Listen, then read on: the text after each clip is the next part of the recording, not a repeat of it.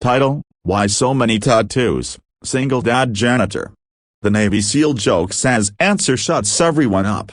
Hook opens the story, pulls viewers to the end. Everyone laughed when the Navy SEAL said it. Not loudly, not cruelly, just enough to sting. Hey, janitor, he smirked, eyeing the ink crawling up the man's arms. Why so many tattoos? Midlife crises, a broken bar or prison phase? The janitor didn't laugh. He didn't argue. He didn't even look offended. He simply paused his mop, lifted his eyes, and said something so quietly that the entire room full of elite warriors trained to face death fell completely silent.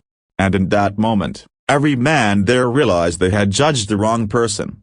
Chapter 1. The man everyone ignored. The naval base was awake long before sunrise, humming with the sound of boots on concrete and distant aircraft engines. It was a place built for discipline, power, and men who carried titles that demanded respect. No one noticed the janitor. He arrived every morning at 4:30 a.m., pushing a battered cleaning cart that squeaked with every turn. His name badge read Evan Cole. Most people never bothered to read it. To them, he was just a janitor, the man who cleaned up coffee spills, wiped sweat from locker room floors, and emptied trash bins overflowing with protein wrappers and bravado.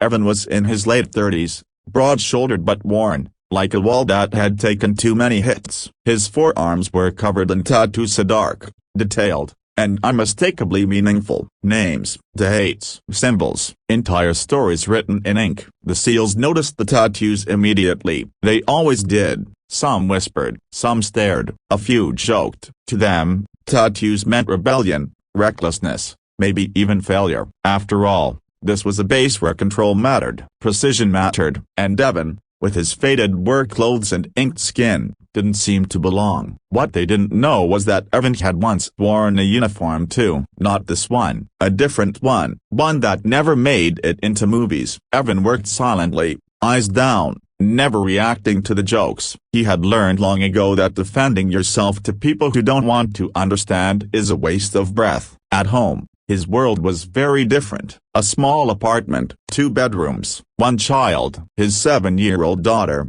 Lily, was the reason he woke up every day even when his body screamed to stay in bed. She was the reason his hands shook when he filled out school forms asking for mother's information. She was the reason every tattoo mattered. But no one at the base knew that. They only saw the janitor, until the day the joke went too far. It happened in the locker room. Late afternoon, Evan was mopping near the benches as a group of SEALs finished training. Sweat-soaked, exhausted, riding the high of survival drills. They were loud, confident, untouchable. One of them, a decorated SEAL known for his sharp tongue, nodded toward Evan's arms. Seriously though, he laughed, not unkindly but carelessly. What's with all the tattoos, man? You running out of space for bad decisions? The room chuckled. Evan stopped mopping. He looked up slowly. And that's when everything changed.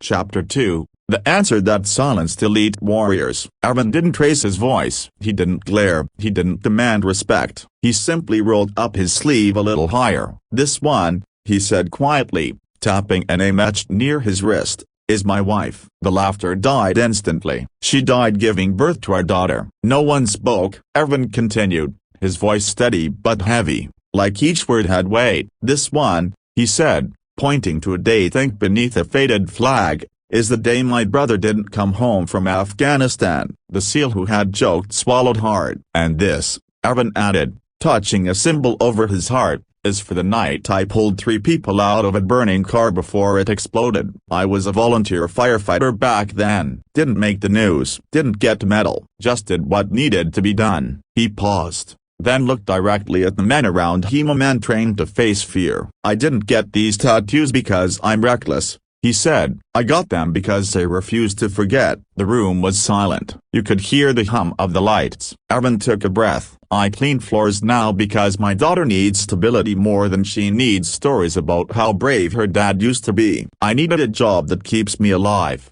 present, and home every night. No one laughed anymore. The SEAL who had made a joke stood up slowly. I didn't know, he said quietly. Evan nodded. Most people don't. From that day on, Things changed. The SEALs started greeting Evan by name. Someone fixed his broken cart, someone else slipped him a coffee every morning, and one afternoon, the same SEAL approached him with a folded paper. It was a recommendation. Turns out, the base needed a civilian safety coordinator, someone calm under pressure, someone with experience, someone trustworthy. Evan got the job. But the real victory wasn't the promotion. It was the night Evan came home, lifted Lily into his arms, and told her, "Daddy's work got a little better today." She smiled and traced one of his tattoos with her finger. "Do they hurt?"